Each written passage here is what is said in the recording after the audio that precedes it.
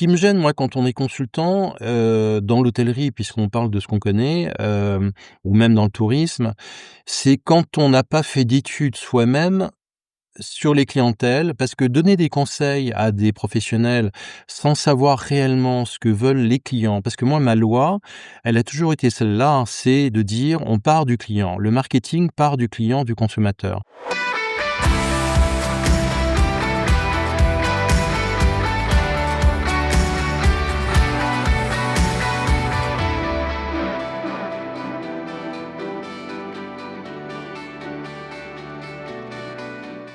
Vous avez déjà abandonné une réservation parce que c'était trop long ou trop compliqué? Vos clients aussi. Avec le nouveau Booking Engine de The Edge, l'expérience devient fluide en 3 clics, sans jamais quitter le site web de votre hôtel. L'interface s'intègre parfaitement à l'univers de votre marque. Vos clients fidélisés sont reconnus automatiquement et accèdent à vos offres exclusives. Du clic au paiement, tout est pensé pour maximiser la conversion. Vous avez bien 15 minutes à y consacrer? Alors prenez rendez-vous avec les équipes de The Edge grâce au lien en description et dites-leur que vous venez de ma part.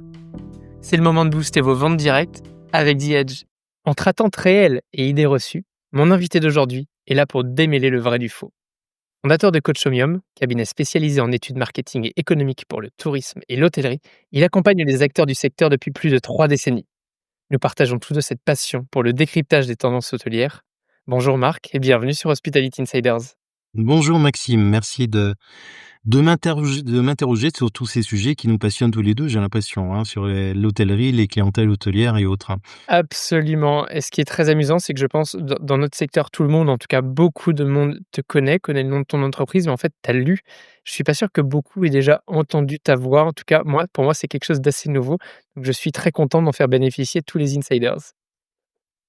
Et la voix est Merci. très agréable, très radiophonique, donc ça va plaire à tout le monde. Écoute, j'ai une 1re question pour rentrer à chaud dans le vif du sujet. C'est une question sur les attentes. Je sais que ça fait partie de tes thématiques favorites. Aujourd'hui, les attentes de nos clients, on dit qu'elles évoluent constamment.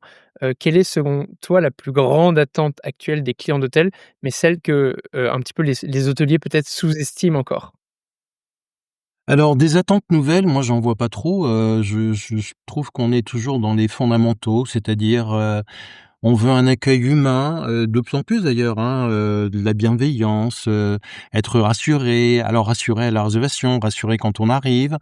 Sur place, hygiène, propreté, bon fonctionnement et bon état des équipements. Literie, Wi-Fi, oui, parce que, 95 des gens ont un smartphone, parfois un ordinateur portable, parfois une tablette. Le calme et puis, voilà, on est sur ces régimes-là, principalement. Moi, je vois pas vraiment, dans les attentes, des clients quelque chose de fondamentalement nouveau. Alors, est-ce qu'on est plus dans l'humain? Non, enfin, ça a toujours été comme ça, c'est le propre de l'hôtellerie, de toute façon, hem et on en parlera peut-être tout à l'heure, mais je veux dire que les mauvaises idées que sont de proposer une appli où les gens arrivent direct dans leur chambre sans passer par la réception, c'est pas apprécié par grand monde, hein, alors déshabituer alors effectivement, il faut distinguer les hommes d'affaires de la clientèle de loisirs, les jeunes, les vieux, les étrangers. Bien sûr qu'il y a des différences, des distinctions, mais dans les grandes lignes, on est dans une cohérence totale où, on souhaite quelque chose de rassurant, voilà. Et d'autant plus, l'aspect humain, parce que souvent, même s'il y a beaucoup de gens qui téléphonent à l'hôtel avant en réservant ou en tout cas au moment de réserver, une fois qu'ils ont choisi l'hôtel ou ils sont sur le point de choisir l'hôtel, ça les rassure aussi par téléphone, savoir s'il y a une oreille attentive, des choses comme ça. C'est pas uniquement pour demander s'ils acceptent les chiens, c'est vraiment, être un peu rassuré. Parce que sinon, quand la résa se passe par, Booking ou en direct sur, le site de l'hôtel, ben, on n'a pas de contact humain directement et on sait très bien que les réponses sont automatisées. Il y a en plus l'IA aujourd'hui qui entre en ligne, donc l'humain, ou l'apparence humaine en tout cas, s'éloigne directement. Mmh. Donc effectivement, le côté rassurant, on a rassuré parce qu'on a envie de on a besoin de passer un bon séjour, même un homme d'affaires qui va passer quelques heures dans sa chambre, pour les mêmes raisons, voilà. Donc tout ce que j'ai évoqué là, c'est pas très original, je Non, mais reconnais, d'ailleurs, tu vois, mais c'est drôle parce que même ton exemple, accepter les mmh, chiens, moi, si je suis propriétaire d'un chien, je sais pas si tu en as, mais généralement, on est gaga de son chien. Si j'appelle, pour savoir si on s'occupe du chien, je veux qu'on me rassure en me disant: «Ici, on adore les animaux, on c'est peut ça. vous fournir, une gamelle pour servir à manger, on peut même préparer un kit de bienvenue» et cetera et cetera. Tout notre personnel est formé à l'accueil des chiens. Ah ouais, ah bah, là, c'est en fait, c'est un basique, mais qui est néanmoins essentiel pour une typologie de clientèle. Et pas juste obtenir une réponse de: «Oui, on accepte les chiens, c'est 12 €». Mmh, Hein? complètement. Voilà. Donc quand je dis 12 €, parfois c'est plus cher encore, hein. C'est souvent plus Mais cher bon. d'ailleurs. Ouais. Heu, Tu parles de fondamentaux et je te rejoins en fait. Ce qui m'amuse, c'est que c'est vrai qu'on essaye souvent de mettre beaucoup de couches de vernis dans nos métiers de service. Là, Mmh. tu nous parles de commodité, hein, tu nous parles de Wi-Fi, tu nous parles, d'un bon confort de lit. Est-ce que toi, tu as l'impression qu'aujourd'hui, les hôteliers, ils oublient un petit peu ça en justement voulant enfin rajouter ce que moi j'appelle le vernis et que peut-être ils devraient se reconcentrer sur, le cœur même de ce que fait l'hospitalité? Bah, en fait, la réponse est dans ta question, hein, il me semble. C'est que, alors, il y a les ce qu'on peut appeler les nouveaux hôteliers avec les qui cassent les codes, hein, le la fameuse expression: «Nous cassons les codes», c'est absolument insupportable pour moi, mais de lire ça, mais et quand on va voir ce qu'ils font pour casser les codes, en fait, c'est des nouveautés qui sont montées sans interroger un seul client d'hôtel. En fait, ils savent pas vraiment. Alors ça peut passer par des architectes d'intérieur, ça peut être des hôteliers directement. Tiens, j'ai un bon exemple, c'est, la salle de bain qui donne sur la chambre directement. Il y Mmh, a pas dans le pire des cas, il y a pas de séparation. Dans le meilleur des cas, il y a juste un rideau, ou alors une espèce de claustrat, un truc ajouré, mais bon, on voit au travers et cetera. Et si on interroge les clients, avant de monter ce genre de truc, eh ben, on sait que la majorité des couples ne veulent pas de ça. Alors l'homme d'affaires ou la femme d'affaires qui est tout seul dans sa chambre s'en ils s'en fiche, fichent. bon, éventuellement. Mais quand on est en couple, même les vieux couples même les jeunes couples qui s'adorent, n'ont pas forcément envie que l'autre les voie dans la salle de bain. Et ça, c'est un truc, c'est du bon sens, quoi. Et ils sortent ça comme une nouveauté, comme une innovation majeure. Et alors qu'on fasse ça chez soi, bon, bah, on est en couple, on décide, «Tiens, bah, chérie, tiens, on va faire la salle de bain, on va casser la salle de bain, on va l'ouvrir sur la chambre». Il y a aucun problème, on fait ce qu'on veut chez soi. Mais un hôtel, c'est universel, ça reçoit tous les jours des gens différents, Bien sûr. qui ont des attentes et différents. Donc on peut pas imposer ce genre de choses aux gens. Moi, ça me choque beaucoup, quoi. Et on appelle ça de l'innovation. Alors moi, j'ai un peu, j'ai un peu forcé la dose, j'ai un peu agressé un innovateur de ce type-là, entre guillemets. Je lui ai dit: «Mais pourquoi vous mettez pas, la cuvette de WC à côté du lit? Comme ça, c'est pratique la nuit, on se lève et on est tout de suite sur la cuvette, quoi». Donc voilà, c'est un peu provocateur, je reconnais, mais enfin, c'est un peu dans mon style aussi. Mmh. Style que j'aime beaucoup par ailleurs, et dans cette logique, tu parles souvent, c'est à des idées reçues, qu'on a dans l'hôtellerie. Ce serait quoi selon toi la plus grande idée reçue de notre, secteur actuellement? Oh là, mais il y en a des dizaines, nous on a, moi j'ai publié des articles, on en trouve, 80, sur le tourisme et l'hôtellerie, sur le marketing hôtelier, le plus grand, je peux pas le choisir. Il y a, l'hôtellerie monte en gamme en France, c'est, environnement, les clients veulent des hôtels verts, c'est l'offre crée la demande en Mmh, hôtellerie. Le classement hôtelier, les étoiles, qualifie l'offre, hôtelière en France. ouais. Airbnb est un concurrent déloyal, il nous pique des clients, nous hôteliers. Voilà, c'est plein de Attention trucs parce comme que là, ça. tu me lances sur tous les sujets sur lesquels Ouais, moi j'ai oui, envie d'approfondir avec mais je peux toi. répondre, hein, Ah je peux mais répondre. et on va devoir répondre. On pourra peut-être pas tous les creuser, mais il y en a Mmh. quelques-uns, Ouais, notamment alors déjà commençons par, la montée en gamme, de l'hôtellerie. Je faut quand même que je dise que je suis un grand fan de ce que tu écris, donc je lis avec passion, donc j'ai déjà un petit peu ton opinion, mais moi je veux bien en débattre aussi. Tu parles, de montée fictive en gamme des hôtels, on parle de l'hôtellerie mmh. française ici. Tu peux, creuser, développer cette partie? Alors la montée en gamme telle qu'elle est expliquée, elle se traduit au travers des étoiles.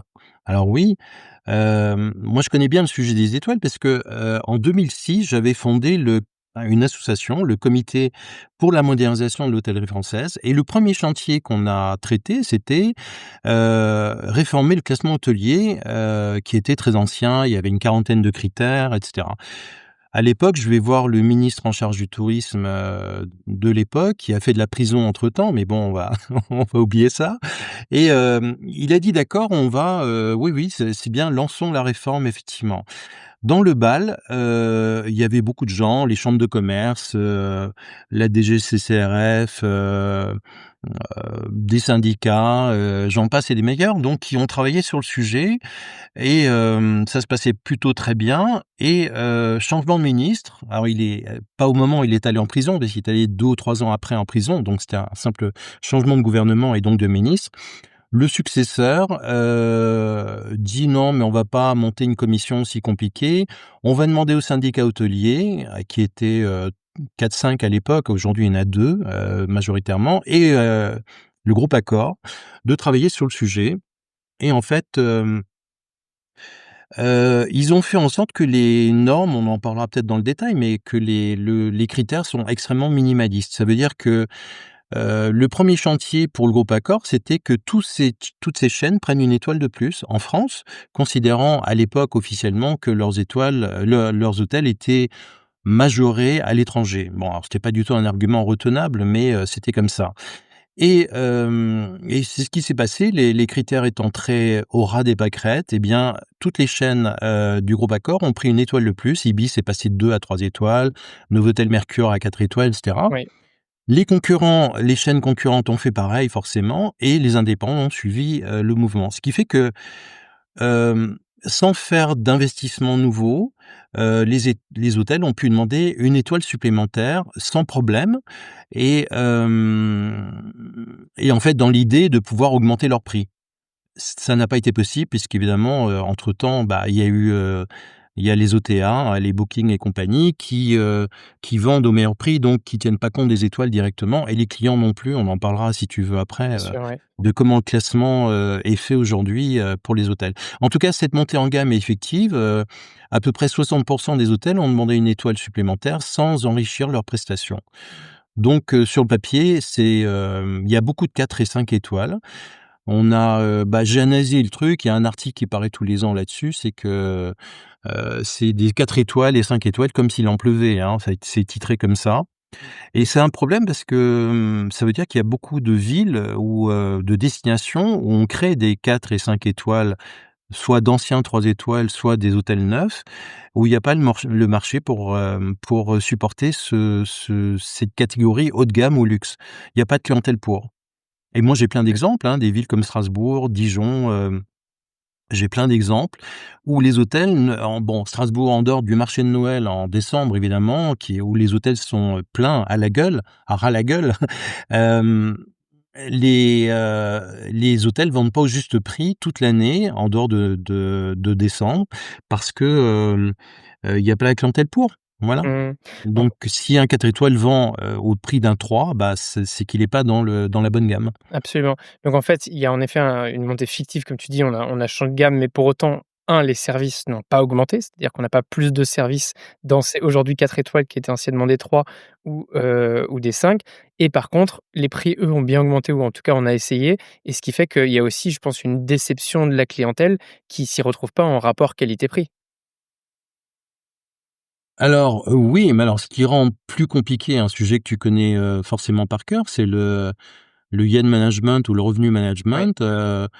Tiens, l'autre jour, tout le monde l'a vu sans doute, un reportage sur des chaînes économiques, où les chambres sont louées, 70 € la nuit, mais à certaines périodes de l'année, même pas de l'année, du mois, les mêmes chambres, sans aucune modification, peuvent être vendues 230 €.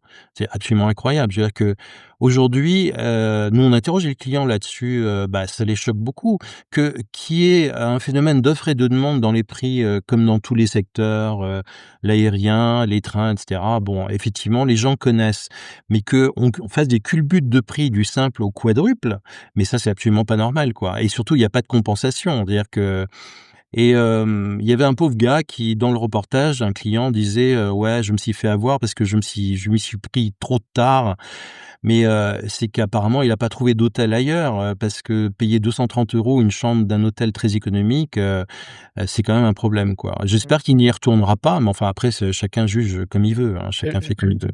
Alors, ça va sans dire que je suis d'accord avec ça, mais je voudrais qu'on aille un peu plus loin dans le c'est un problème. Est-ce que c'est un problème pour l'hôtelier parce que selon toi, à terme, ça va détruire, aussi sa rentabilité puisque les clients vont être déçus de ne pas revenir? Est-ce que c'est un problème, pour la compréhension de la clientèle parce qu'en fait, les clients sont perdus entre 70 € et 230 € pour la même chambre?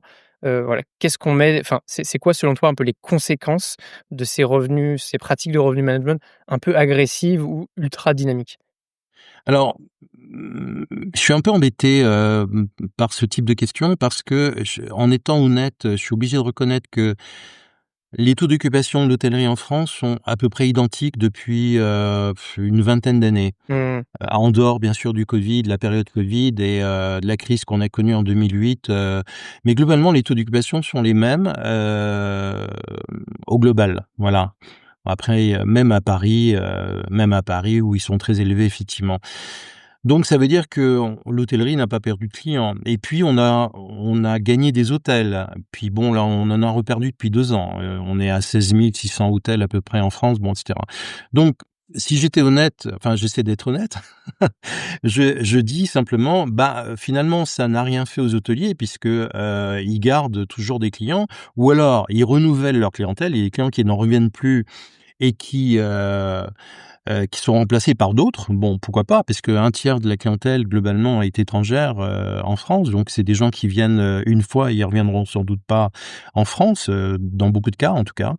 Et puis de l'autre côté, quand vous matraquez les gens avec des tarifs qui sont pas du tout justifiés, par rapport à l'offre, et ben les gens se vengent. Ils se vengent dans l'irréputation. Il faut pas chercher très loin, hein, c'est quand un hôtel se ramasse une mauvaise critique, de la part de certains clients, c'est souvent lié à une période où il a exagéré sur les prix. Bien sûr. Alors les gens vont pas nécessairement parler du prix, ils vont peut-être dire simplement qu'ils ont été déçus par l'accueil, par la propreté, par, le confort, par, le bruit, et cetera. Et ça c'est le premier point, la première couche.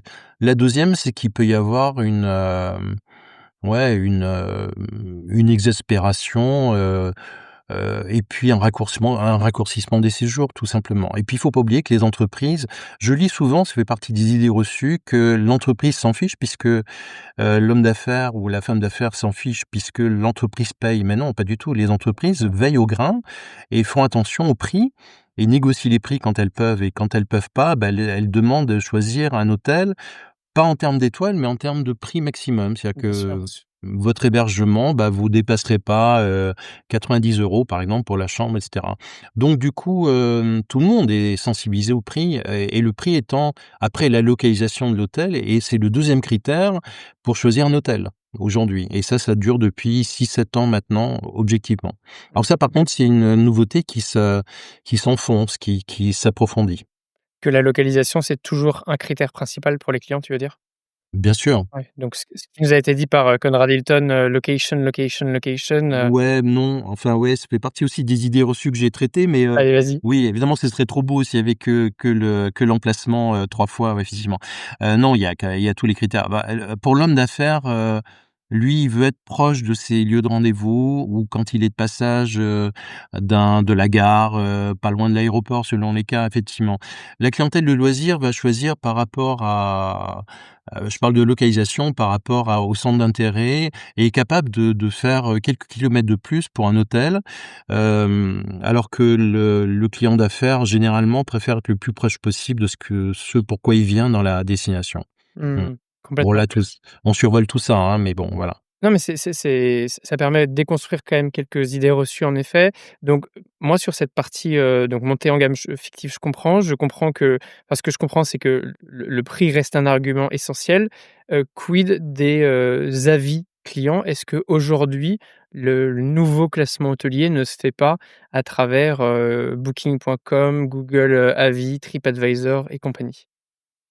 Bah, le classement hôtelier, donc on parle des étoiles, il y a plus qu'aujourd'hui 16 des clients d'hôtels européens, donc Oui, dont français, qui tiennent compte des étoiles pour choisir un hôtel. 8 seulement des seniors. 8 des se franchement, c'était une idée reçue que j'avais moi, je pensais que les seniors étaient plus à cheval, plus sensibles, aux étoiles, mais en fait non. Dans nos études, ça se confirme. Quand je dis 16 aujourd'hui, c'était 64 en 2008. c'est fou, c'est fou. Voilà. Donc et pourquoi? Bah, là aussi tu réponds dans ta question, c'est qu'il y a aujourd'hui internet, les avis en ligne, les photos, des moyens de comparaison, donc on n'a plus besoin d'étoiles, on n'a pas besoin de labels quels qu'ils soient, on pourra parler des labels également, mais c'est des critères effectivement. Alors ça, c'est la nouveauté grâce à internet effectivement. Moi, je trouve que c'est personnellement une très bonne chose. Je comprends que les hôteliers soient angoissés, à lire les commentaires le lendemain, de certains clients qui leur semblaient contents et qui finalement l'étaient pas en l'écrivant, ou le contraire d'ailleurs. Mmh. Et je comprends leur angoisse effectivement, comme les restaurateurs et cetera. Mais quel outil fabuleux, quoi. Je veux dire que d'abord pour l'hôtelier, pour, savoir ce qui se passe chez lui, des retours comme ça, c'est plus facile. Comme il peut pas parler à tous les clients qui partent, bah, certains donnent leur avis par écrit. Alors c'est mal écrit parfois, parfois ils sont, revendicatifs, parfois ils savent pas s'exprimer correctement, mais on arrive à peu près à comprendre, quoi. Thomas Young, que tu connais bien, Oui, me disait très bien, lui, comme évidemment il connaît bien l'e-réputation puisqu'il travaille là-dedans, notamment, et il me dit, très justement, on était d'accord là-dessus, c'est qu'il dit: «Mais finalement, quand on consulte les avis en ligne à propos d'un hôtel et qu'on va ensuite dans l'hôtel, ça match». On retrouve exactement les ouais, c'est vrai. reproches et les qualités que les gens, donnaient à propos de cet hôtel. On les retrouve en allant sur place. Donc finalement, on a beau dire: «Oui, mais il y a des avis qui sont faux, qui sont inventés», l'hôtelier qui met lui-même et cetera. Mais d'accord, mais enfin, c'est marginal malgré tout, Je hein. suis d'accord. Et ça aussi, je pense que c'est une idée reçue de: «Oui, tous les avis sont faux», ça se disait beaucoup à un moment. On le voit vite d'ailleurs, les avis qui sont vrais, quand on lit un petit peu, quand on creuse et puis a priori, si, 4 fois de suite, il y a le prénom d'un réceptionniste qui est cité positivement, quand je vais dans l'hôtel, tu peux être sûr que ce réceptionniste, s'il est là, ça confirme les dires et quand il y a un problème récurrent, je sais pas, par exemple du bruit, et quand je vais dans l'hôtel, je me rends compte qu'il y a aussi du bruit. Bon, en fait, souvent, oui, les avis clients sont très vrais, parfois exagérés parce que n'oublions pas que ce sont des gens, des êtres humains, doués d'émotions qui les écrivent, donc ils sont complètement biaisés. Mais ouais, c'est très éclairant de se dire et peut-être c'est le conseil pour nos hôteliers. Alors oui, évidemment, regardez votre localisation, ça c'est plutôt quand vous créez votre, produit, hôtelier, mais ensuite d'être très attentif à ces avis, plus que d'aller chercher des étoiles, de classement, aller chercher des étoiles dans les avis. Mmh. D'ailleurs, quand tu lis qu'il y a du bruit dans l'hôtel, tu arrives sur place et tu attends d'entendre le bruit. Oui. Tu te dis: «Ah ouais, il y a du bruit. Ah ben non, il y a pas de bruit, il y en a pas autant». Ah ça peut dépendre de la chambre on t'a attribuée aussi. Il y a des chambres plus ou moins bruyantes. D'ailleurs, les gens se plaignent dans nos études aussi. Le bruit est un des premiers motifs de réclamation des gens à l'hôtel, mais c'est surtout les bruits intérieurs. Et là, l'hôtelier peut travailler là-dessus. C'est pas souvent les hôtels sont plutôt bien insonorisés par rapport au bruit extérieur, la circulation, le truc, sauf si on ouvre la fenêtre en plein été, si on peut le faire. Mais les bruits intérieurs, la chambre voisine, la chasse d'eau, la femme de chambre qui donne des coups d'aspirateur dans la porte le matin, en faisant le ménage, enfin, ou qui discute avec sa collègue et cetera. Donc voilà, non, ça c'est des trucs que les gens, Tu sais, je qui je vais agacent les je vais gens. rebondir là-dessus et donner un conseil aux hôteliers. Moi, je fais beaucoup d'audits expérientiels, hein, dans les établissements et donc je vis l'expérience à travers les yeux d'un client. Littéralement, je dors dans la chambre, je vis cette expérience et ce que tu dis là, c'est très flagrant et les hôteliers ne s'en rendent plus compte et c'est le conseil que je voulais donner. N'oubliez pas de vous mettre dans les chaussures de vos clients, de dormir dans votre hôtel, de tester votre restaurant et pas une fois dans l'année, mais de le faire régulièrement dans différentes chambres pour justement vivre cette expérience. Parce que en fait, vous étiez pas rendu compte que, ce petit bruit de minibar, était gênant parce que la journée, ça vous dérange pas. Par contre, quand il est 4 heures du matin et que le minibar, il continue de ronfler, moi, ça peut m'insupporter, ça gâche ma nuit et le lendemain, je passe une mauvaise journée et ça, en fait, si on n'a pas dormi, si on n'a pas séjourné dans sa chambre ou s'il y a pas des clients qui l'expriment très clairement, eh bien, on ne s'en rend pas compte et ouais, j'encourage vraiment les hôteliers à vivre l'expérience de leurs clients. Ouais, le bruit de la clim, le bruit et puis les lumières, parasites dans la Oui. chambre, hein. C'est le diode, les diodes, de la télé, Très de la dérangeant. clim et cetera. Voilà, c'est très dérangeant, effectivement. Quand j'étais directeur d'hôtel, moi, je dormais je mettais la chef de réception, au courant et je réservais sous un faux nom, enfin, je réservais, je veux dire, on bloquait une chambre sous un faux nom et j'allais dormir dans des chambres différentes régulièrement. Pour me rendre compte et puis observer ce qui se passait. Bon là, effectivement, j'arrivais à voir un peu ce que faisait le veilleur de nuit aussi parfois, Bien sûr. mais voilà, mais c'est très important quand on est alors j'ai pas envie de donner des leçons à qui que ce soit. Les hôteliers, ils doivent savoir ce ils ont à faire, mais enfin, j'ai l'impression que c'est souvent négligé, quoi. C'est Oui et dommage. puis rien n'empêche de donner quelques conseils et rappels, mais ce que tu dis, c'est un super bon exemple, ça marche très bien. Si vous le faites, en effet, faites-le sous une fausse réservation. Il y a aussi un sujet de sécurité d'ailleurs où on est obligé d'avoir une vraie réservation dans l'hôtel parce qu'en cas d'évacuation, les pompiers doivent avoir tous les noms. Parce que j'en ai qui s'amusent à bloquer des chambres, hors service, qui dorment dedans. Voilà, je rappelle que petit point sécurité, ça se fait pas en cas d'évacuation. Hop, hop, hop, j'interromps quelques instants votre visionnage de l'épisode, simplement pour vous dire que vous êtes de plus en plus nombreux à me suivre sur YouTube et je vous en remercie. Vous l'avez vu, je mets beaucoup d'énergie pour que tous les épisodes soient filmés depuis le début de l'année 2024. Pour m'encourager, pensez à mettre un like et si vous n'êtes pas abonné, faites-le. Vraiment, ça m'aide beaucoup et ça me permet de continuer de grandir et de vous proposer des épisodes toujours plus qualitatifs. Allez, je vous arrête pas plus longtemps et retour à l'épisode. Tu parlais à l'instant de ta vie, de directeur général et moi j'ai envie un petit peu de zoomer là-dessus, de remonter en arrière. Moi, ce que je sais de toi, c'est que ça fait, plus d'une trentaine d'années que, tu fais ce que tu fais actuellement. Je veux bien que tu me dises, quelle était ta vie d'avant et comment tu en es arrivé à créer un cabinet d'études et que tu nous en parles aussi de ce cabinet. Oh, c'est à la fois banal et original parce que, bon, j'ai une formation hôtelière, école hôtelière de Strasbourg, j'ai fait, quasiment tous les métiers, pas longtemps, mais tous les métiers de l'hôtel sauf femme de chambre. J'étais au bar, j'étais second concierge, j'étais, en réception, chef de réception,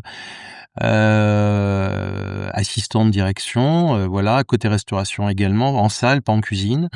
Et puis, donc j'ai fait quelques saisons au départ et j'ai repris mes études par Cornell aux États-Unis et je suis entré ensuite, dans le groupe Accor comme directeur d'hôtel.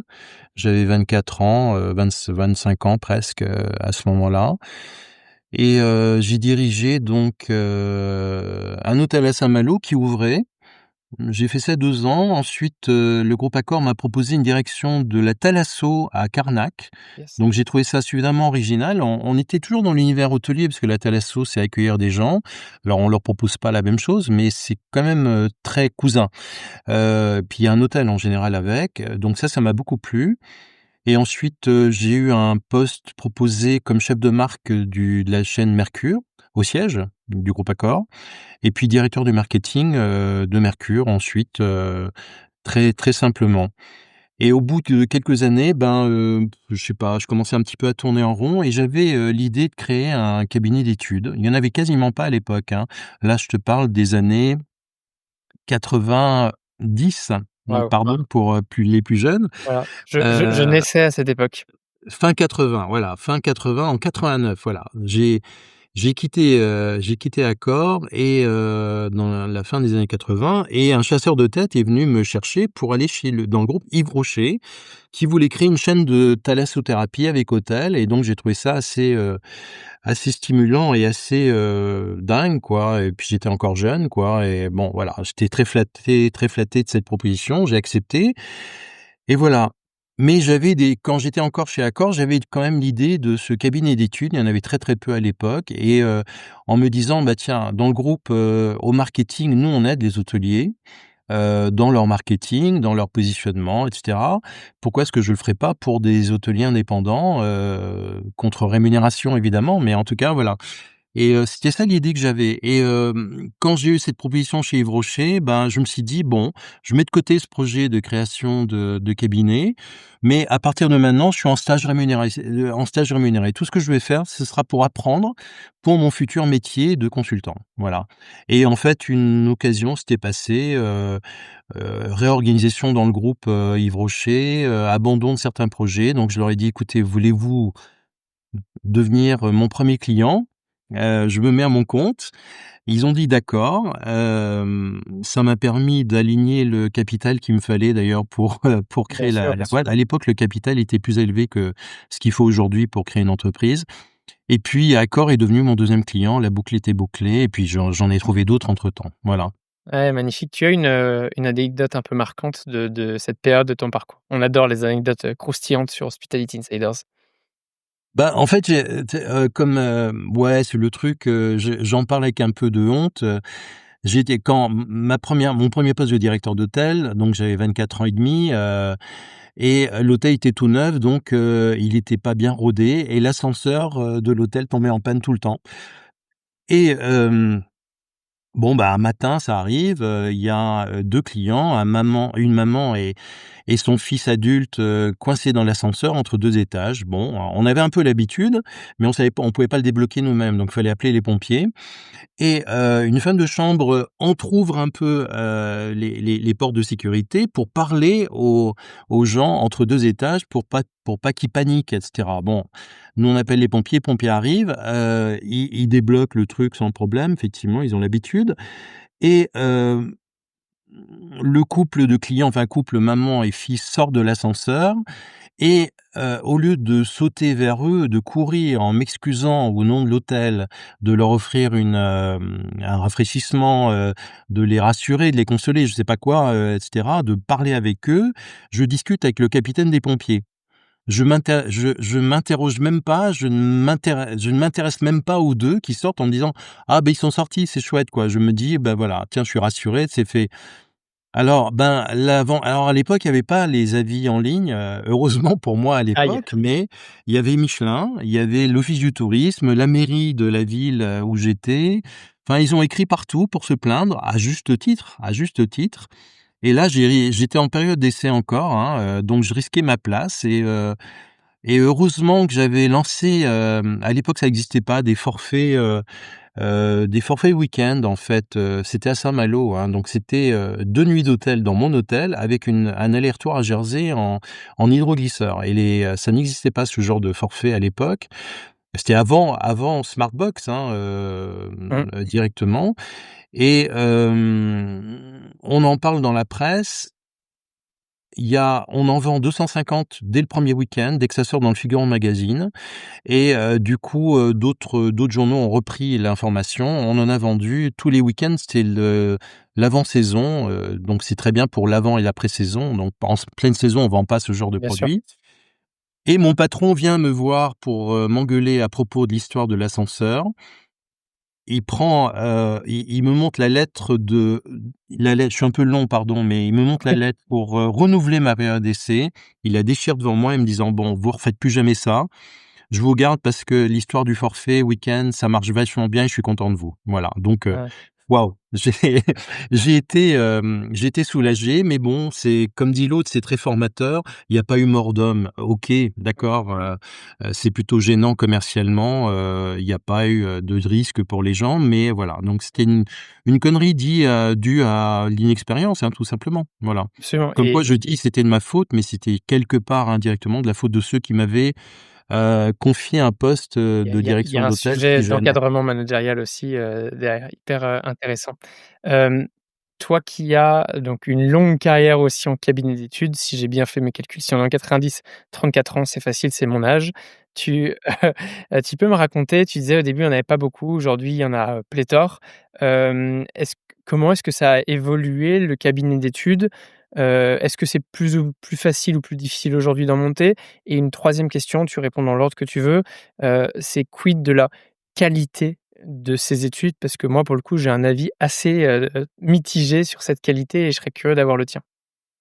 La qualité des études, de quelles études? De certaines études, de cabinet, que je peux lire, où on se pose parfois la question de, voilà, la profondeur, de ces en fait, des recherches qui sont faites. Ouais. Alors il y a aujourd'hui, je parle d'abord d'aujourd'hui, avant de faire le vétéran et d'expliquer comment ça a commencé pour moi.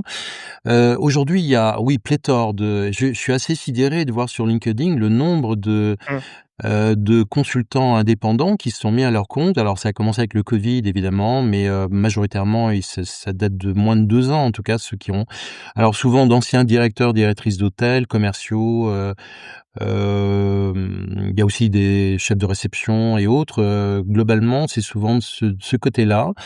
En restauration, il y en a un petit peu moins, mais en hôtellerie, il y en a pléthore et puis évidemment tous ceux qui connaissent bien tout ce qui est PMS et autres, directement.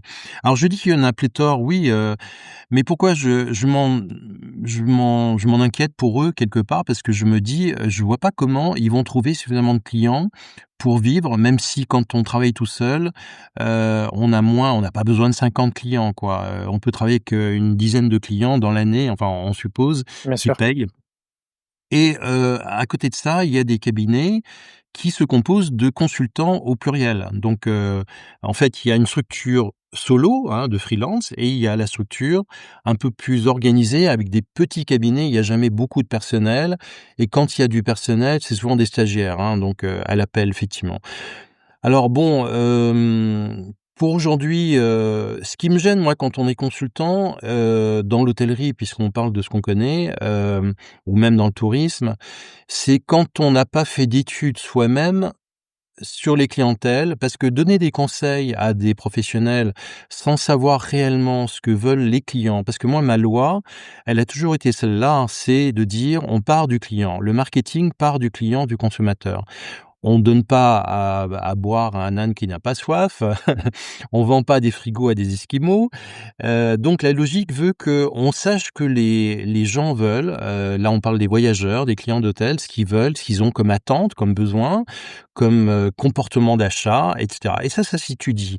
Donc je comprends mal comment un consultant peut donner des conseils, et même sur le gain management, le revenu management, je veux dire que, oui, bah, vous pouvez augmenter vos prix de temps jusqu'à temps et cetera. Je veux dire, c'est sans tenir compte de la réaction des clients quelque part. Alors on se dit, il y a une règle scientifique qui dit: «Bah, oui, mais si les gens réservent, c'est qu'ils sont d'accord avec le prix».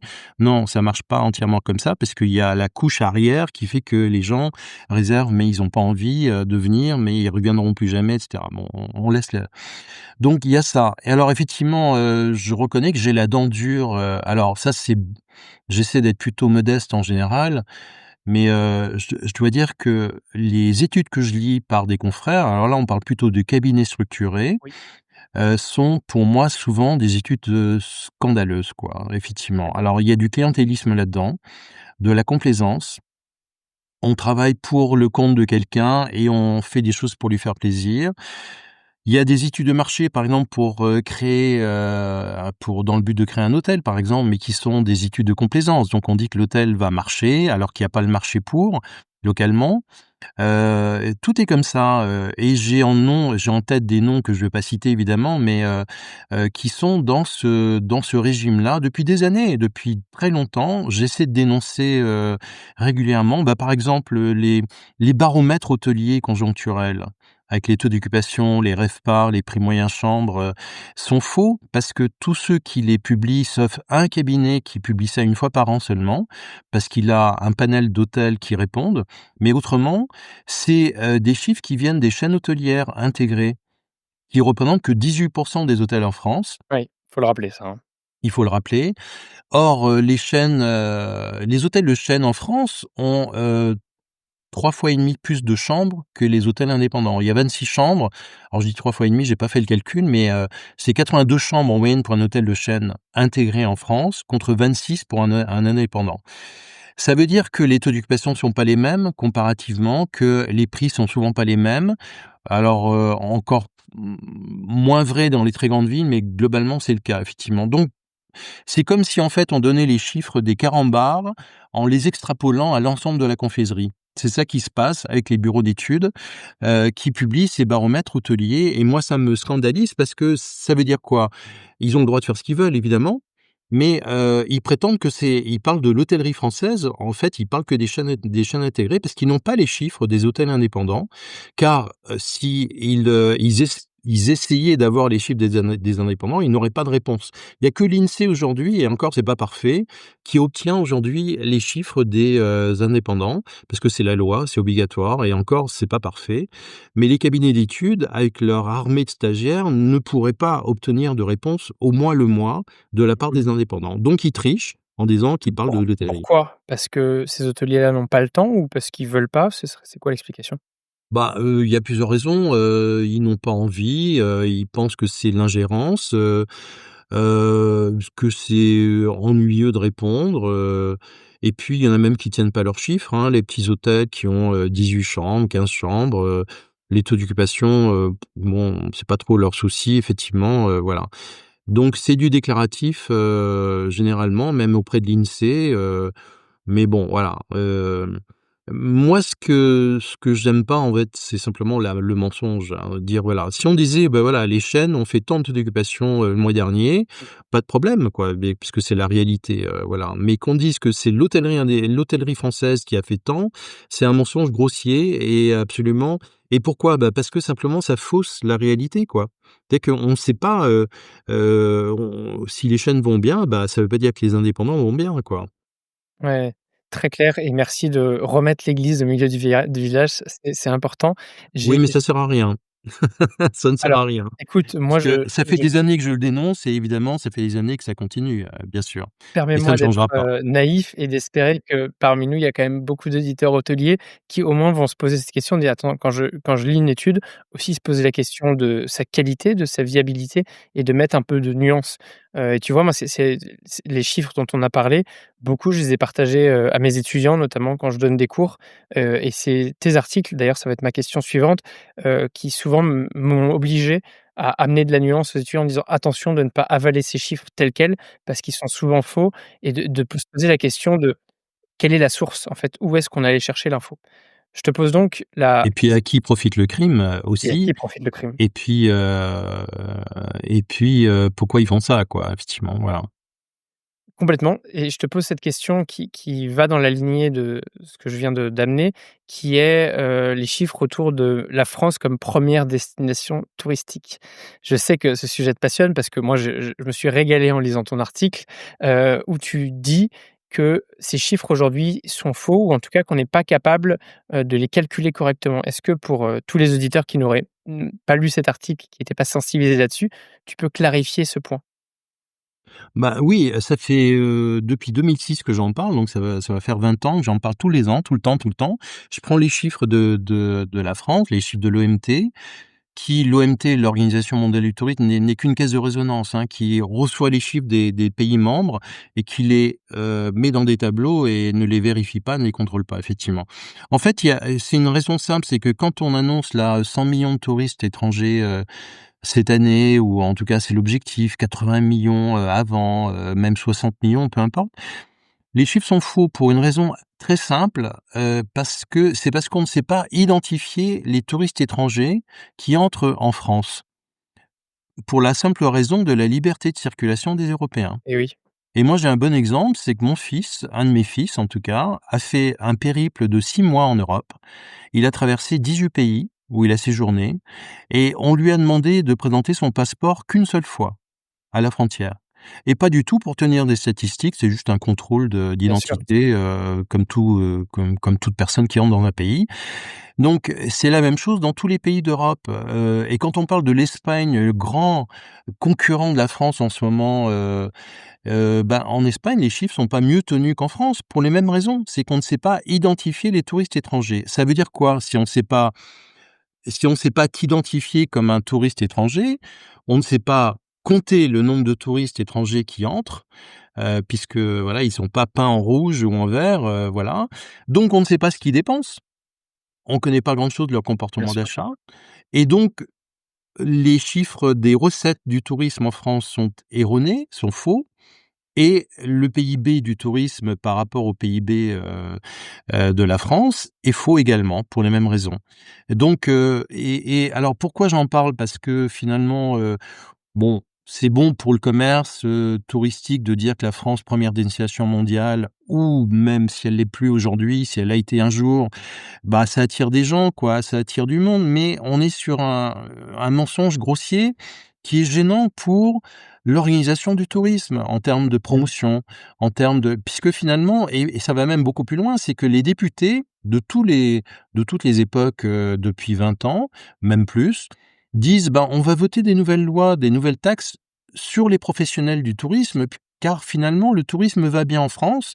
Regardez, quoi qu'il arrive, crise ou pas crise, on est les premiers du monde et donc bah, il y a pas de raison que les professionnels du tourisme, les hôteliers, les restaurateurs, les voyagistes et cetera, ne payent pas un peu plus de taxes», voilà et c'est comme ça, c'est une logique qui est très perverse et on Mmh. travaille pas sur la formation, on travaille pas sur le recrutement, on travaille Absolument. pas sur l'essentiel dans les investissements parce que finalement on se repose sur, une désinformation qui est trop positive, trop optimiste et on n'arrive pas à se faire entendre parce que nous, ça a été un chantier, du comité pour la modernisation de l'hôtellerie, qu'on a utilisé, beaucoup et les journalistes refusent de reprendre ces informations, de remettre ça en question et là, il y a encore, bah, tu l'as vu évidemment, l'alliance, France Tourisme, qui se compose de grands groupes hôteliers de grands groupes, de tourisme, a dénoncé, ce postulat de la France 1re destination du tourisme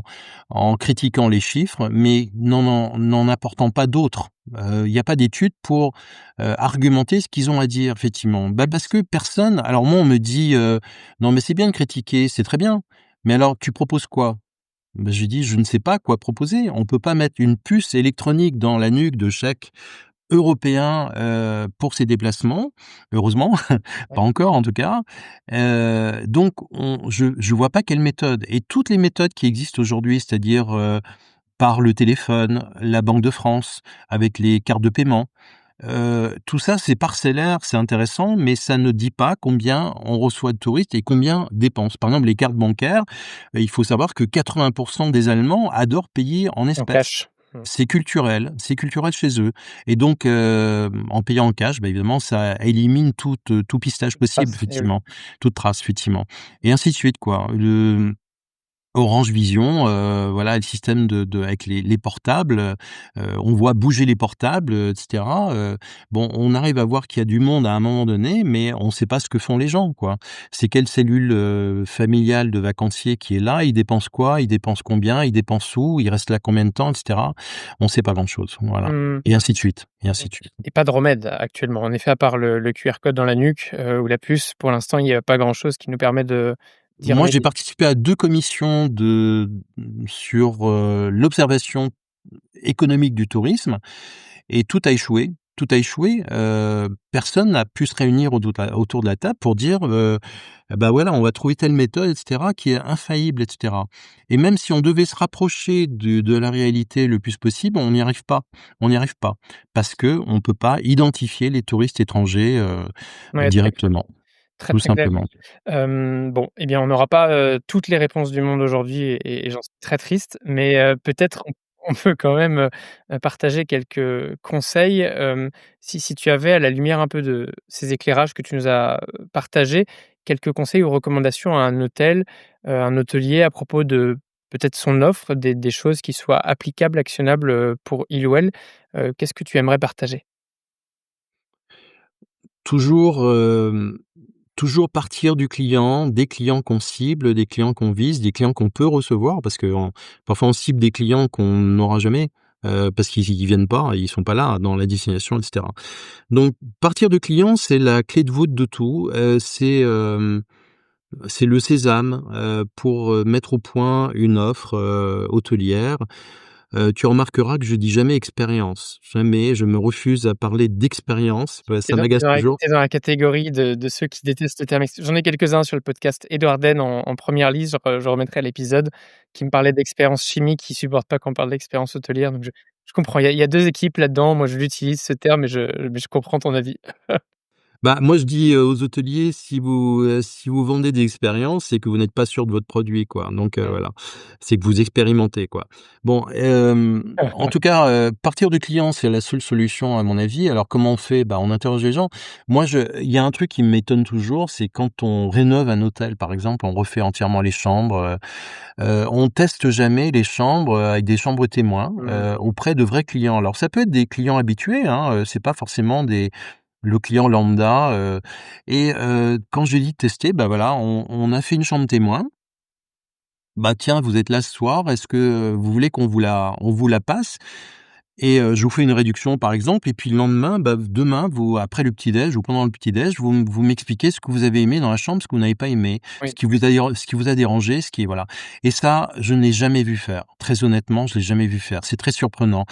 Hem, dans les groupes, j'ai connu ça autrefois, notamment chez Accor. On avait, alors c'était moi j'y ai pas participé à ça, moi. Ils avaient créé une chambre témoin dans un hangar et fait tester ça par des collaborateurs. Sauf que la chambre témoin n'était pas du tout opérationnelle. Il y avait pas d'eau, il y avait un peu d'électricité pour l'éclairage, mais on pouvait pas y dormir. Donc je vois pas trop l'intérêt de tester une chambre, une maquette en fait quelque part grandeur nature, à l'échelle 1, si on peut pas l'utiliser quoi. Et la chambre té ou le 2-3 chambres témoins, ça peut être des chambres un peu différentes entre elles. Complètement.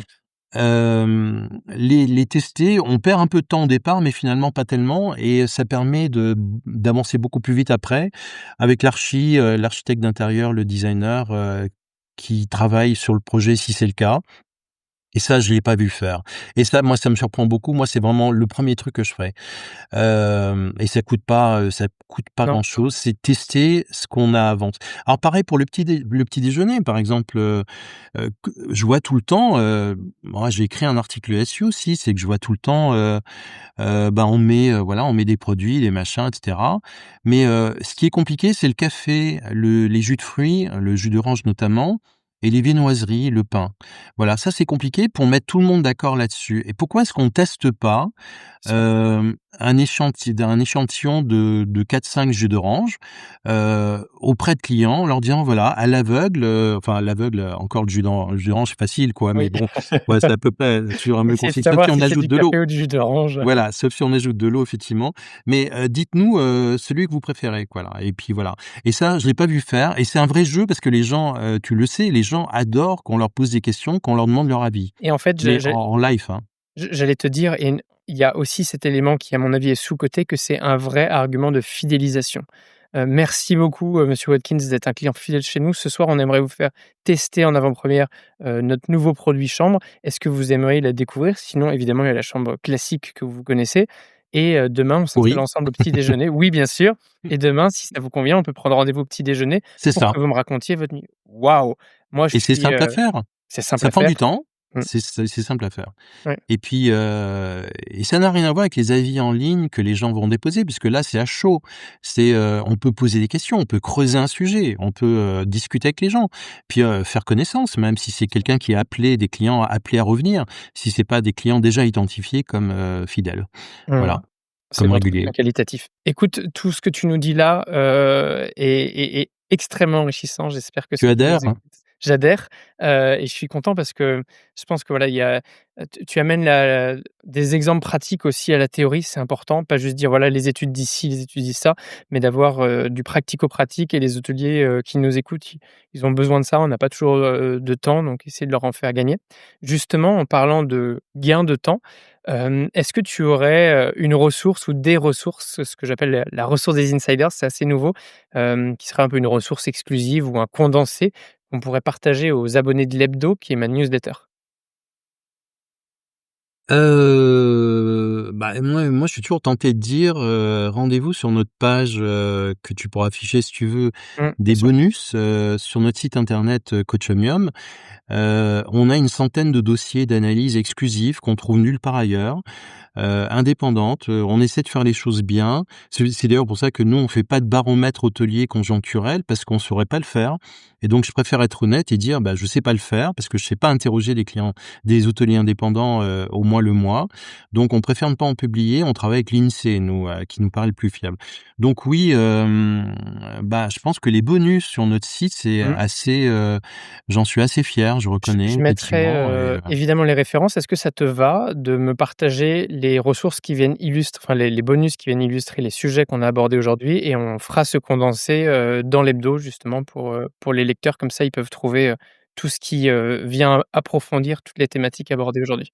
ouais, sur les études de clientèle notamment, il y a beaucoup de choses effectivement. Bah, je te mettrai Allons-y, ça. ce sera tes devoirs Mmh. post-interview.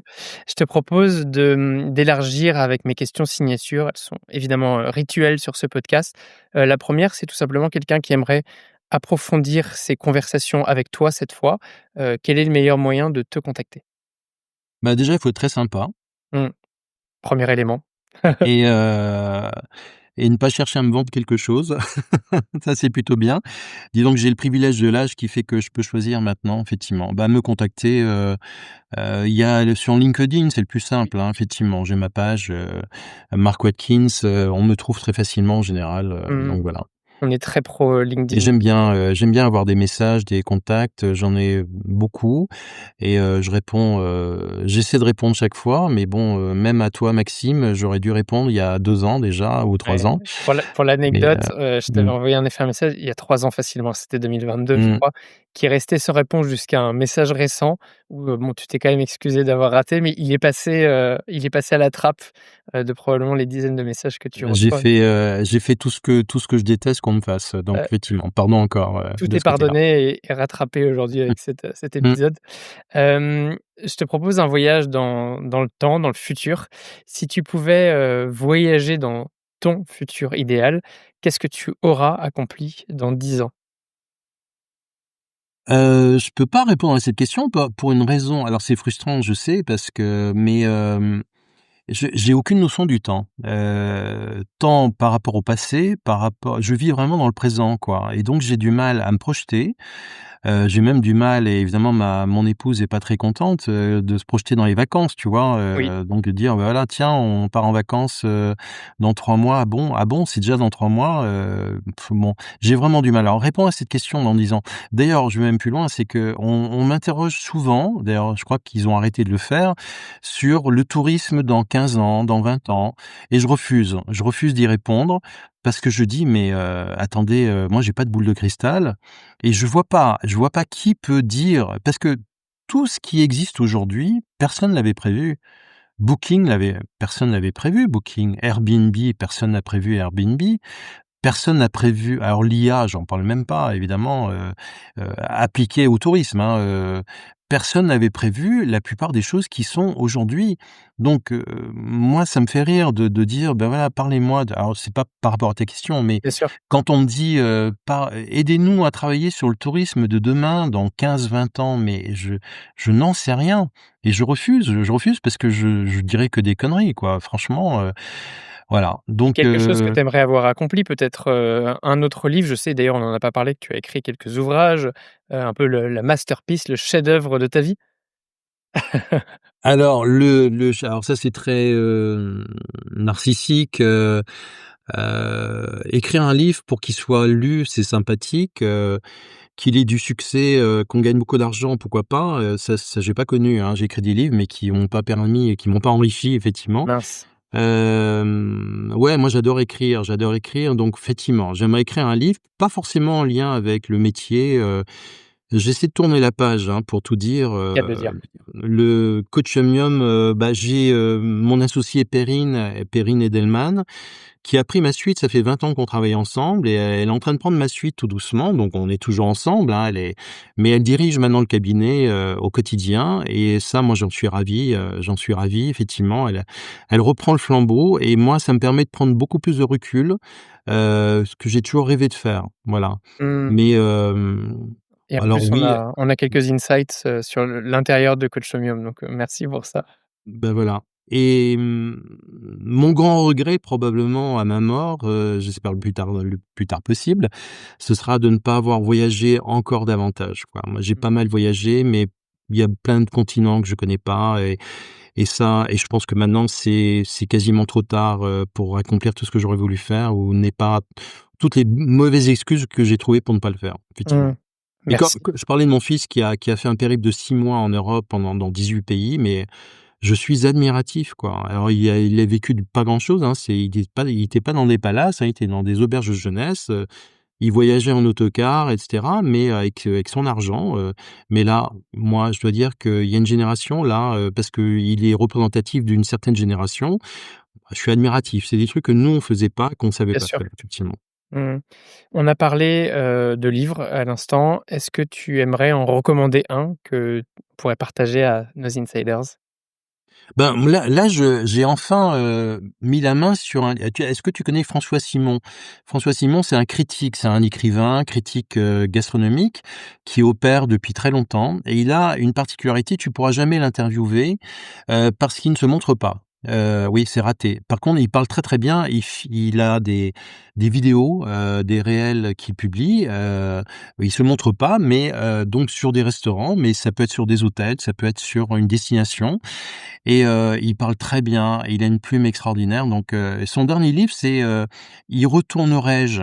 et j'adore ça. C'est qu'il teste quelque chose et après la grande question que tous les clients pourraient ou qui pourraient se poser à propos de n'importe quel, service ou bien acheter, c'est: «Est-ce que j'ai envie de revenir, de l'acheter à nouveau?» C'est la grande question que tous les hôteliers, Eh devraient oui, se poser, c'est: «Est-ce que mes clients ont envie de revenir?» quoi. De toute façon, moi, je dis toujours, quand je fais des conférences, je dis toujours quand on parle de sujets sur la clientèle, je dis: «Voilà, il y a 4 questions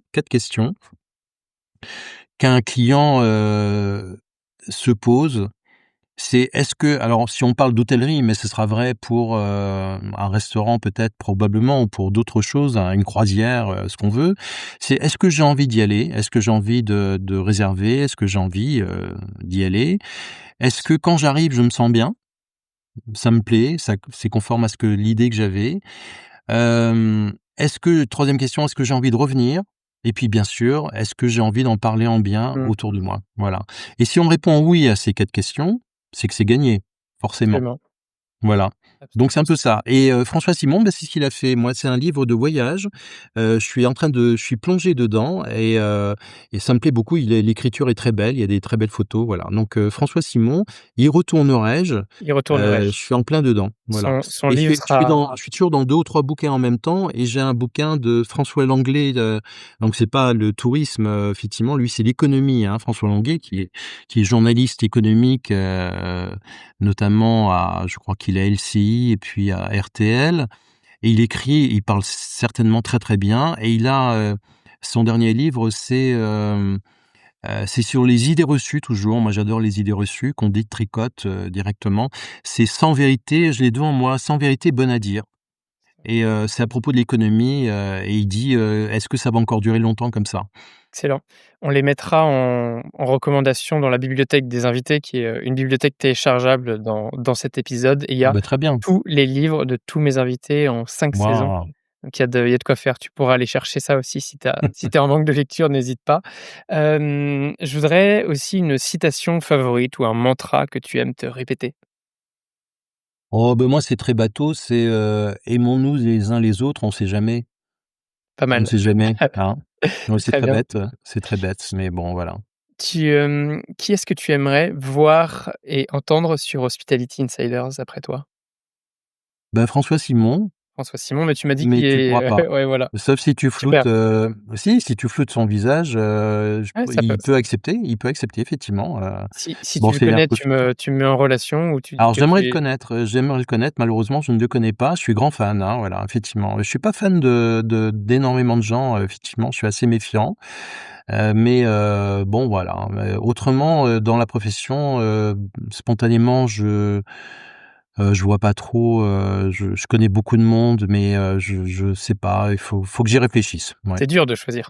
François Simon, si vous nous écoutez, en tout cas, on vous accueille avec plaisir. Tu pourras lui envoyer cet extrait. Vous serez le bienvenu sur Hospitality Insiders, pour parler de «Y retournerai-je?» et Marc, on arrive à la fin de cet épisode et traditionnellement, il y a donc le mot de la fin. Si tu avais un tout dernier message à faire passer aux insiders, la seule fois de l'épisode où je ne rebondirai pas, quel message serait-il? Non, beh, en fait, c'est pas un message, c'est une anecdote, que j'ai vécue en tant que client d'hôtel en Autriche. Et pour moi, l'hôtellerie autrichienne, c'est une des plus belles, une des meilleures du monde probablement, enfin, pour peu que je sache, en parler. Et c'est une anecdote toute bête et elle reflète ce que tout hôtelier pourrait faire au sens large. Hôtel très bien, dans le Tyrol, hein, donc chaleureux, machin, comme on aime effectivement. Et le matin, au moment de partir, après 3 jours de séjour dans cet hôtel, au moment de partir, l'hôtelier est à la réception et puis il dit: «Voilà, bon séjour, machin et cetera, très bien», voilà, avec le peu d'allemand que je parle, donc il m'a compris, très bien. Et il me donne un grand sac en papier dans lequel il y avait une énorme miche de pain et il m'a dit: «Voilà, est-ce que vous rentrez chez vous, aujourd'hui?» Je dis: «Bah oui, en voiture, je rentre en France, nous rentrons en France». Et il me dit: «Bah voilà, pour votre petit déjeuner de demain matin, voilà notre pain que je vous offre très volontiers. Comme ça, vous n'aurez pas besoin de chercher du pain sur la route et vous l'aurez chez vous demain matin et vous penserez à nous un petit peu encore quand vous serez chez vous». Voilà. Et moi j'ai trouvé ça tellement inattendu. Ça coûte rien, c'est une miche de pain, donc je sais pas combien ça coûte à l'hôtel, mais même en Autriche, voilà, une grosse miche de pain. Le pain était très bon fatalement et puis, c'est un souvenir que je raconte aujourd'hui, bien des années après, parce que ça m'a vraiment marqué, comme un geste hôtelier tel qu'on aimerait. Alors c'est pas, on n'est pas obligé de le faire avec du pain, on n'est pas obligé de le faire avec un rouleau de papier WC, on peut le faire avec n'importe quoi. Mais voilà, c'est un geste et c'est ça que je voudrais dire, c'est, la représentation de ce qu'est la bienveillance d'un hôtelier tel qu'il pourrait l'apporter à son client, à ses clients. En tout cas que lui, il a fait. Voilà. Si vous avez aimé cette vidéo, vous allez adorer mon livre blanc. J'y ai condensé des dizaines d'épisodes, des centaines de conversations et ma vision d'artisan hôtelier. C'est la quintessence de 20 ans d'expertise à travers mes invités. Pour l'obtenir immédiatement, cliquez sur le lien en description. Notre aventure ensemble ne fait que commencer.